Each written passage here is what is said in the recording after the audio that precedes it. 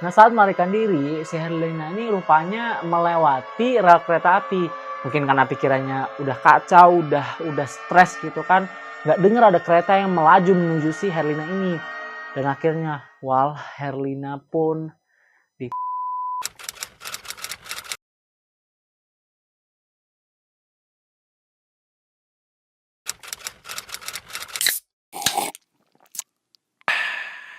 Halo Wal, Assalamualaikum warahmatullahi wabarakatuh. Balik lagi bersama Aris ini. Gimana Wal kabarnya Wal? Baik, Alhamdulillah. Semoga selalu dalam lindungan dan rahmat Allah selalu ya Wal. Setupnya agak beda ya. Jadi, long story short, AA sedang di Surabaya ya. Jadi, ada ada hal yang harus saya lakukan di Surabaya yang sih turnamen sih sebenarnya ya. Cuman AA lagi di Surabaya dan kebetulan kita di Surabaya ini bagaimana kalau kita ngebahas tentang urban legend dari Surabaya. Jadi again, KKN Urban Legend Surabaya. Sebelum itu, mari kita ngopi dulu. Yes, memang setupnya agak beda, cuman tetap ngopi dulu, Pak. Let's go.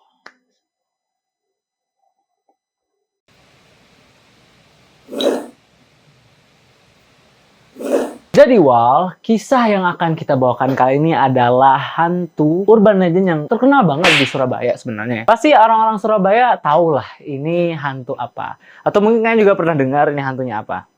Habis makan, sorry. Jadi yang kita bahas kali ini adalah urban legend hantu Herlina. Nah, hantu Herlina ini siapa sih? Jadi menurut cerita-cerita warga lokal di sini sekitar tahun 90-an itu ada seorang santri yang mondok di pondok pesantren di daerah Lamongan. Jadi Herlina ini adalah sosok gadis yang cantik, baik, ramah pula. Makanya pas di pondok itu Herlina ini membuat Gus atau anaknya Kiai ini lepek-lepek lah jatuh cinta sama si Herlina ini. Nah, disitulah banyak yang sirik sama si Herlina ini karena banyak sekali orang-orang di pondok pesantren itu yang tidak suka hubungan Herlina dengan Gus, si anak Kiai ini. Bahkan katanya si Herlina ini nggak mendapat restu dari keluarganya si Gus. Karena Herlina ini bukan dari kalangan keluarga yang berada, serta bukan keturunan dari salah satu Kiai yang terkenal gitu. Iwal, Gus, si anak si Kiai ini tetap kekeh mempertahankan hubungannya dengan si Herlina. Nah, karena si Gus ini tetap kekeh mempertahankan hubungannya dengan si Herlina ini, tambahlah orang-orang yang awalnya udah iri, dengki, menjadi-jadi pula. Akhirnya, karena banyak orang yang sirik sama Herlina ini, ada beberapa pihak yang mengambil cincin istrinya Kiai atau Bunyai. Dan cincin ini tersebut ditaruhlah di mejanya atau di dalam lacinya Herlina. Pastinya Bunya ini kan mau nyari nih mana cincinnya, kan nyari lah, disuruh anak-anak pondok itu untuk nyari di mana cincin ini, siapa yang ambil gitu kan. Nah, ketemulah cincin itu di lemarinya si Herlina. Akhirnya kan Herlina yang jadi tersangka utama. Sudahlah cincin tersebut terdapatnya di lemarinya Herlina, ada pula yang mendukung atau bersama di pihaknya Herlina. Jadi ya Herlina lah yang tertuduh terfitnah atas pengambilan cincin Bunyai tersebut. Meskipun Herlina ini udah bilang, bukan saya. Tapi apalah daya, nggak ada yang percaya. Karena banyak tuh dari beberapa pihak itu yang mencari si cincin itu. Padahal mereka juga yang menaruh cincin tersebut di lemarinya Herlina.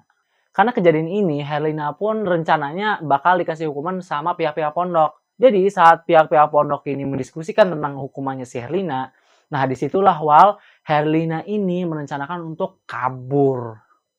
Dan sukses kaburnya si Herlina ini sukses, udah kabur dia. Di situ pun Herlina melarikan diri ya karena mungkin tidak tahan karena sudah dikucilkan, terus difitnah, kena hukuman pula. Nah, saat melarikan diri, si Herlina ini rupanya melewati rel kereta api. Mungkin karena pikirannya udah kacau, udah stres gitu kan, nggak dengar ada kereta yang melaju menuju si Herlina ini.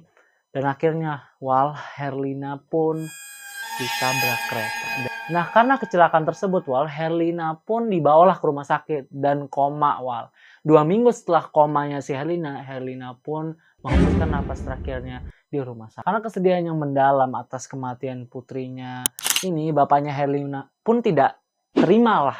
Apalagi beliau mendengar Herlina ini melarikan diri dari pondok karena dituduh mencuri cincinnya Bunyai. Padahal bapaknya Herlina ini tahu betul anaknya itu baik dan jujur. Ya wajar lah nggak terima bapaknya ini. Jadi bapaknya Herlina ini karena tidak terima, dibawalah jasanya si Herlina itu ke dukun. Nah, sesampainya di tempat dukun tersebut, bapaknya ini meminta ke dukun tersebut untuk menghidupkan kembali jasadnya Herlina ini. Si dukun pun menuruti keinginan bapaknya Herlina ini. Tapi ada syaratnya, Herlina ini pas sudah dikembalikan lagi, dihidupkan kembali, Herlina itu harus meminum darah manusia setiap malam Jumat Kliwon. Artinya pasti ada yang harus dikorbankan. Karena bapaknya ini merasa dendam terhadap pondok tersebut, serta karena rasa kesedihan mendalam atas kehilangan putri tercintanya ini, bapaknya Herlina pun menyetujui syarat tersebut. Dan si dukun ini meminta bapaknya untuk kembali lagi seminggu kemudian, karena dukun ini mau melakukan ritual-ritual kepada jasadnya si Herlina. Sampailah di waktu yang ditentukan, bapaknya ini kembali lagi ke tempat dukun tersebut. Dan betapa terkejutnya bapaknya Herlina ini melihat jasadnya Herlina ini seperti orang yang cuma tidur aja. Dan si dukun ini lagi membereskan atau menyelesaikan ritual yang dilakukan kepada jasadnya Herlina ini. Nah, disinilah mulainya legenda urban vampir dari Indonesia. Jadi, kita luruskan dulu di sini ya. Si dukun ini tidak membangkitkan Herlina kembali.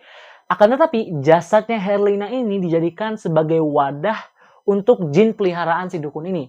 Setelah selesai urusan di tempat dukun tersebut, bapaknya Herlina serta Herlina pun kembalilah ke rumah. Tidak menunggu lama, akhirnya Herlina ini baliklah ke pondok. Tapi bukan untuk menuntut ilmu, akan tetapi untuk membalaskan dendam terhadap orang-orang yang telah memfitnah Herlina yang asli ya. Kembalinya Herlina di pondok tersebut banyak terjadi kejadian yang aneh. Seperti banyak anak-anak santri yang pada kesurupan, banyak barang-barang para pengurus pondok ini yang hilangan, yang ditemukan di beberapa lemari baju para santri-santri lain. Jadi santri-santri yang ditemukan barang-barang petugas pondok ini dituduh mencuri, ya seperti kasusnya Herlina itu. Dan yang lebih menghebohkan lagi, ditemukannya korban yang meninggal, entah itu santri atau pengurus pondok, setiap malam Jumat Kliwon. Dan korban pertama yang meninggal adalah santriwati yang diduga telah menaruh cincin bunyai di lemari Herlina saat Herlina itu masih hidup dan dituduh mencuri. Dan menurut cerita yang berkembang di masyarakat, korban-korbannya Herlina ini seperti ada bekas gigitan di leher mereka. Dan ditemukannya korban-korban ini dalam keadaan kaku serta kehabisan darah. Sejak saat itu, situasi pondok pun runyam. Dan bahkan banyak nih santri-santri yang memilih untuk keluar saja, tidak menetap di pondok itu. Karena gangguan yang terjadi di pondok ini benar-benar ya udah menelan korban. Karena situasi di pondok ini sudah tidak kondusif, sang kiai pun akhirnya turun tangan. Ketika masuk malam Jumat Kliwon, sang kiai pun sudah berjaga-jaga tuh, pengen menangkap basah siapa sih sosok yang sudah meneror pondoknya ini.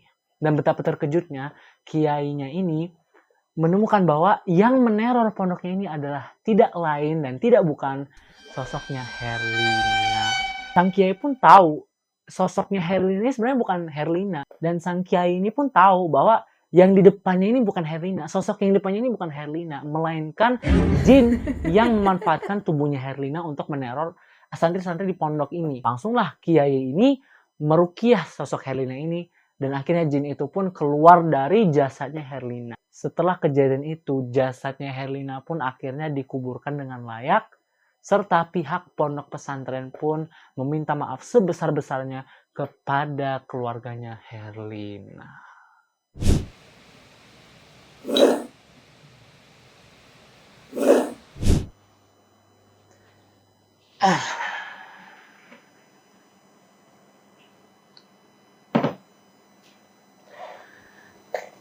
Oke, gimana kisah kali ini?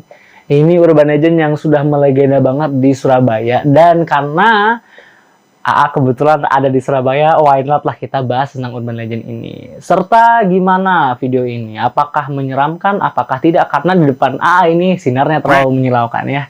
Ini terang banget, di luar juga agak kabut sih. Menurut lah.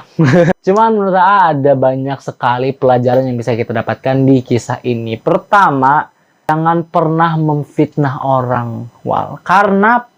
Kenapa? Karena fitnah itu lebih kejam daripada pembunuhan. Ya, itu juga ada di Al-Qur'an ya. Ingat, fitnah itu lebih kejam dari pembunuhan. Seharusnya ya kalau begitu tuh pihak-pihak pondok itu harusnya menyelidiki dulu apakah benar, apakah tidak. Jangan langsung ke hukuman. Ya, semoga arwahnya Herlina ini sudah tenang di sana ya. Kita doakan saja Al-Fatihah buat Herlina. Serta hit that like, subscribe, and share button. Udah lama. Tadi di opening nggak sempet ya, tapi nggak apa. Hit that like, subscribe, dan share button kalau kalian enjoy video satu ini. Dan mohon maaf agak beda setupnya, tapi nggak apa lah, ini estetik dari baru rumah. Cuman ya, terima kasih telah nonton, and I'll see you guys in the next ngopi. Ngobrol sepi bareng. See you guys next video. Assalamualaikum. Bye. Bagus ya? Hei botak! Botak! Gue sliding kamu bener. WC.